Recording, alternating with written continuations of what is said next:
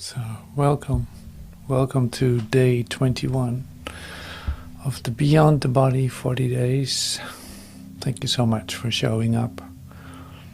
Thank you so much for being here. So I pulled up the thought of the day, and the title is Resorting to Inhibition. Now that's an interesting idea. The upper level of the unconscious thus contains the call of God as well as the call of the body. Sounds familiar? The upper level of the unconscious thus contains the call of God as well as the call of the body. The upper level of the unconscious. Yeah? And this is why the basic conflict between love and fear is unconscious. The basic conflict between love and fear is unconscious.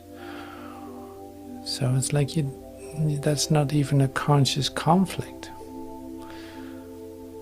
You're not even aware of the fact that it is a conflict.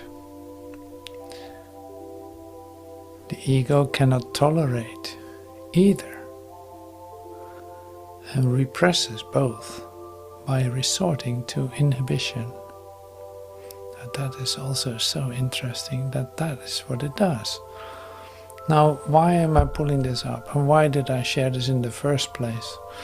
Like, the basic conflict between love and fear is unconscious. Like, you're not aware, like as a human being, you're not aware of the conflict that you have between love and fear.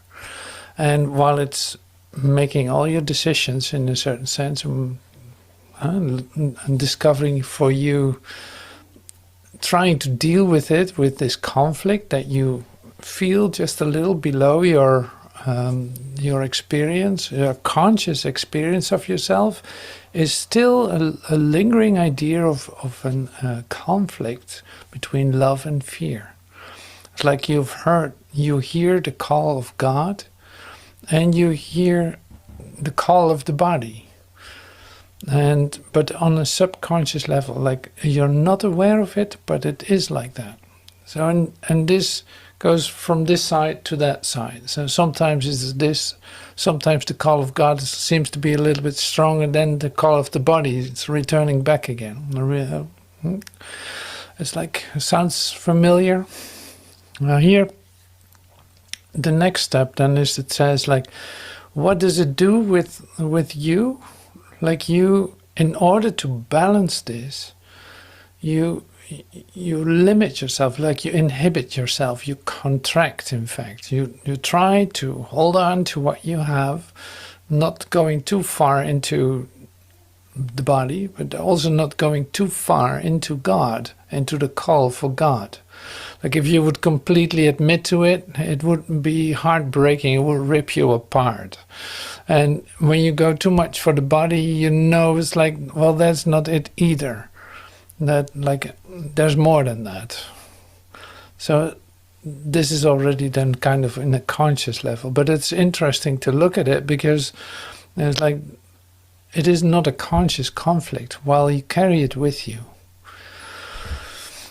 Now, let either of those be total, and then it would give you something. But now it's like, unconsciously or consciously, you're going to inhibit yourself, like, take it slow, just to stay, in fact, into a situation that you call, it's okay, it's not super, but it's okay, I deal with it, this is just the way it is. And this is where you stay then, not falling into the depth of letting yourself completely be ripped apart, in a positive way of speaking, or ripping apart by the call for God and completely disappear into that. Or, choosing for a complete physical life, you could say, completely establishing yourself in a third dimension. And that's something that you might not be aware of, but you can recognize it, and you probably recognize it. It's like, yeah, that's the conflict. Now, we're not focusing on the conflict, of course. So it's like the invitation is to let yourself be called. Like everyone is called to God. Everyone is called to God. Like there's a universal call of God, of course. I mean, there's a universal call. And then it says somewhere in the course, like, but few have answered. The call is universal, but few have answered. When do you answer? To hear this call and actually listen to it and let yourself be guided by it, where it's leading you. Discovering all about that, like allowing yourself to discover all about that, not taking the middle way in this sense as an answer. No, you want to go for it. You want to have the total experience of God experience. I just wanted to mention it because we have been looking more often like to this idea of subconscious impulses that you have, and what is these impulses can also be miracle impulses, which would be the call for God. Now, this, or it can be superficial, then it is just like a bodily impulse, like a sexual impulse or whatever impulse.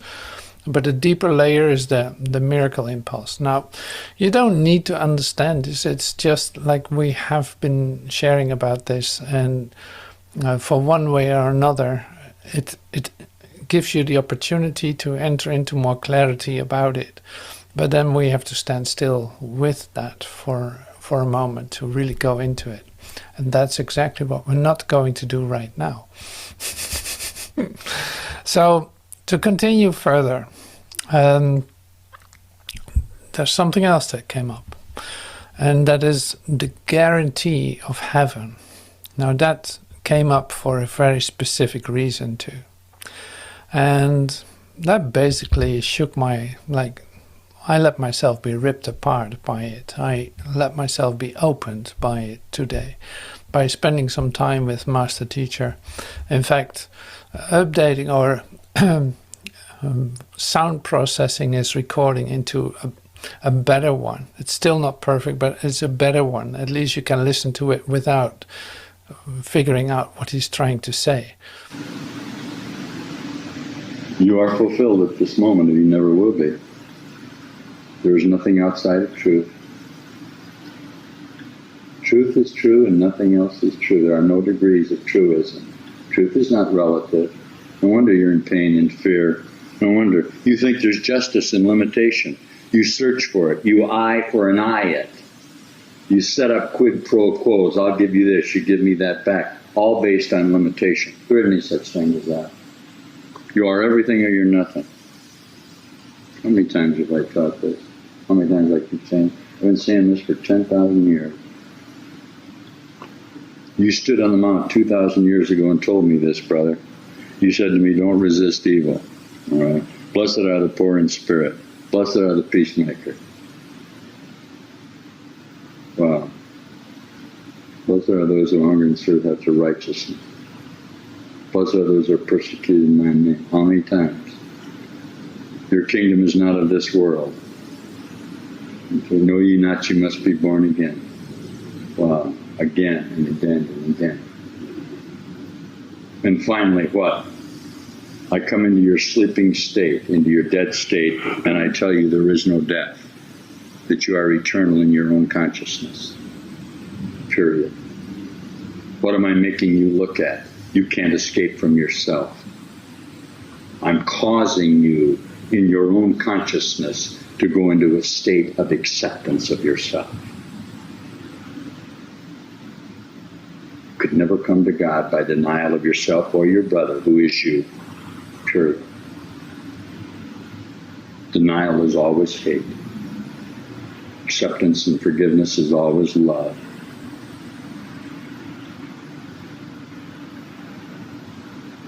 The incredible discovery you can only give to yourself is the biggest step that you could ever take in so-called conception.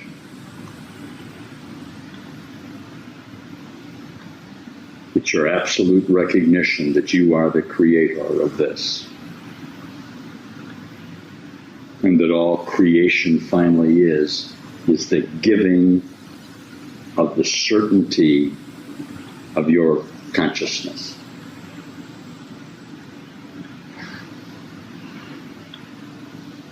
If it is not refined, you will project it. If it is true, you will extend it, because an idea, in truth, never leaves its source. That's how simple it is. Over and over again, we say to you, you are the universe. There is only one state of consciousness. It is you. There is nothing outside of you. This is the highest level at which any attempt of bringing about a transformation can be presented to you.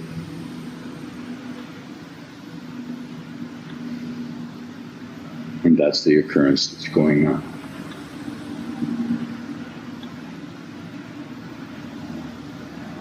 It's always up to you. You cannot lay or foster the blame or give the responsibility to your own projections, because you have already limited them by the definition of yourself. Group consciousness will never find God. Group consciousness is false by definition. All consciousness is singular. We may get together in groups and attempt through therapy to bring about transformative occurrences. This is an extremely high reach in so-called psychology or transpersonal psychology. But finally, each consciousness in his own configuration reaches the inevitable truth of himself, and not through commiseration, okay, through recognition. Everybody hear me?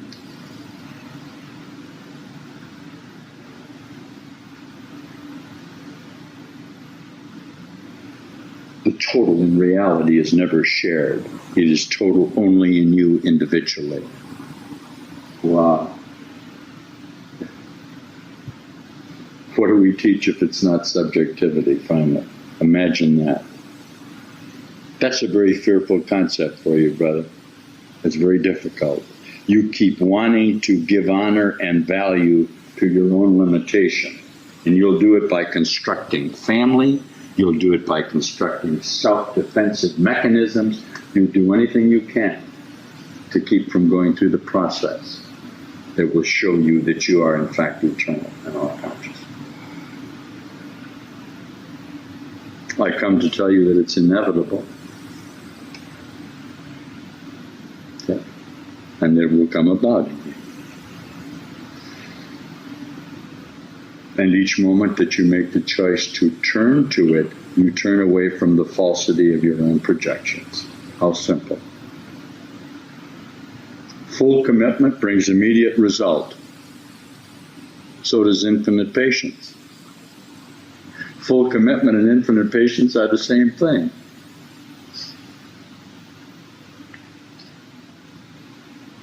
Prepare ye the way of the Lord. Lo, I am with you always. Well, I thought you said you went to prepare away from me.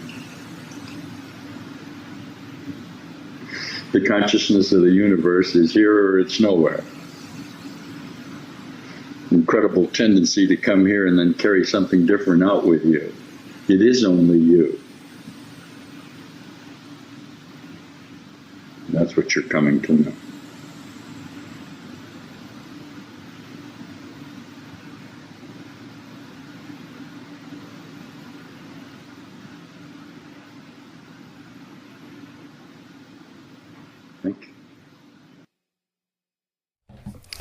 So it's always interesting then to try to remember what's been shared.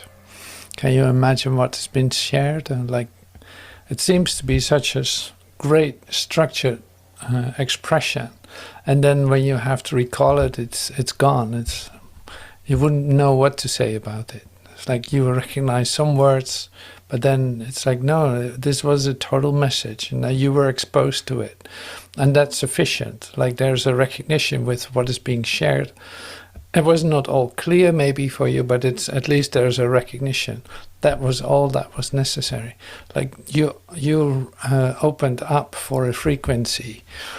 And so this is interesting to see it this way or to experience it this way, and yeah, that works you instead of that you have to do something with it. Now I speak from I speak from experience in that I have to laugh about that because it's like it's such a joyous occasion to. I thought like, okay, let's say update these recordings a little bit because they were so hard to listen to because there was so much background noise. I think it's somewhere in the Chicago area, close to the airport there. So there's continuously heavy sounds in the background. You could hardly hear Master Teacher. So at least now you can hear it. But anyway, that's on the side note. I'm preparing myself to work on these tapes for just a moment, taking time to filter out some of the background noise. But then in the meantime, of course, I'm exposed to what I work with. I become it, literally. I melt down into it. And that changes everything. Like now, immediately, the goal that I had in mind disappears, or the accomplishment that I would want to come to doesn't matter any longer. I don't even know if I'm going to use these tapes like this. Like everything dissolves is what I'm saying. So that is also great to experience that, but to see that it does something with you is even more wonderful because it's the truth of it. Now, you want to be exposed to a high, bright light that literally melts you instead of you activating you to try to understand something. It's like, no. This is not up to you in that sense. It's like it's doing something with you. You can trust that. Believe me. You can totally trust that. But experience it yourself. So one of the ideas that came back, that are now returning back in my memory as a given one, is this. It's like, it might already be gone now. The thing is this. It's like there's no way to come to this recognition in a group setting, in a group consciousness. It's like we come together, we share our chats and stories and pictures and all this. It's like this, you cannot come to this recognition in a group consciousness. It is a beautiful, experiment to do it this way, but then there's always, like above all, there's always the individual recognition. Like this is a subjective experience. It is only about you. It is not about the other guy. It's not about us. It is about you allowing yourself to be exposed to this and choosing to be exposed to this and choosing to go to the light and choosing to disappear into the light. That becomes like an individual, singular experience of, reality. Now, this is really, really so. Like, I really thought too that being in a group with Master Teacher and meeting each other every day, that does something with you. And of course, it does something with you, but the recognition is still individual, and that. You know when suddenly, for instance, in this experience of a group like an academy, when Master Teacher was the teacher passes on. Suddenly there's no Master Teacher physically present, and here we go. So now what? And it's like you are being brought back to yourself in your own, coming to your own recognition of all of this, that yes, it did work, it was successful, and yes, you can rely on your own experience. But man, that takes a moment to come back to yourself completely. because you were depending on the group effort, if you want, or the group consciousness, thinking that almost like you experienced that to be something of its own. Now here is coming back to yourself then, in fact, puts you back into the work too, individually. Like you, it's your decision to turn to the light. It's your decision to open yourself up to a high frequency of light healing, and that is your responsibility. That's your discipline, if you want. Like that's your calling. That's you giving answer to the calling. All right. So now, to make it easier. I share with you a little bit from A Course in Miracles, and that's related to the guarantee of heaven.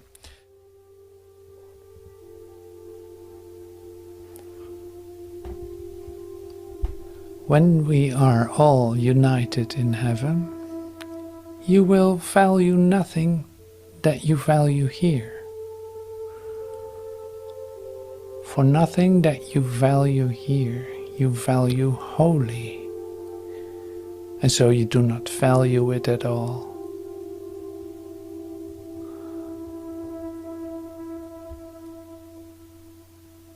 When we are united in heaven, consciously, you will value nothing that you value here. No exceptions. For nothing that you value here, you value wholly. And so you do not value it at all.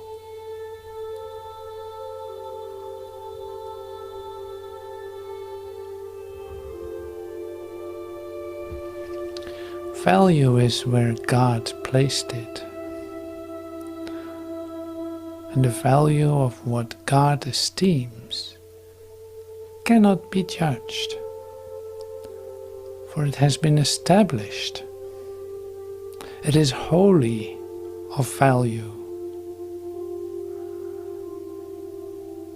It can merely be appreciated or not.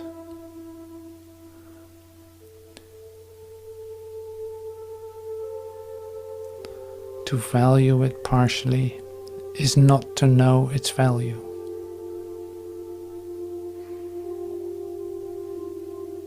In heaven is everything God values and nothing else.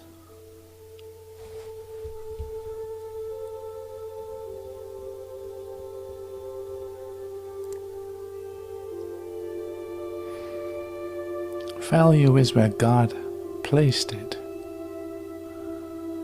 And the value of what God esteems cannot be judged, for it has been established. It is wholly of value.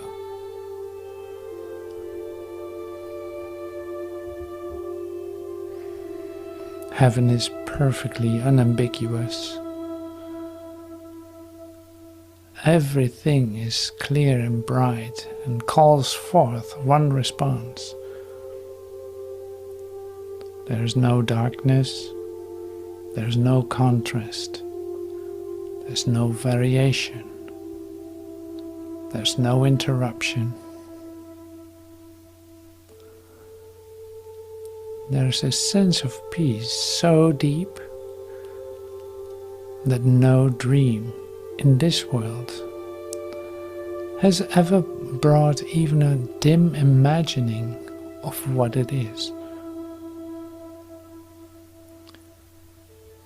There's a sense of peace so deep that no dream in this world has ever brought even a dim imagining of what it is.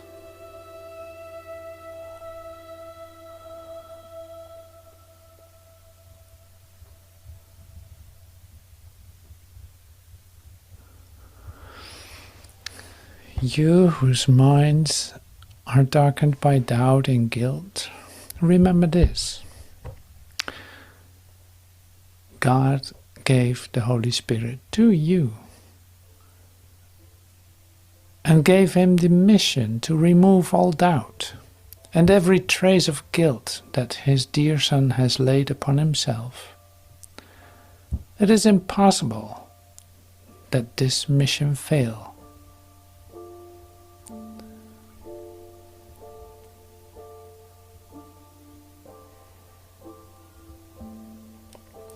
Truth comes of its own will, unto its own. When you have learned that you belong to truth, it will flow lightly over you, without a difference of any kind. You will need no contrast to help you realize that this is what you want, and only this.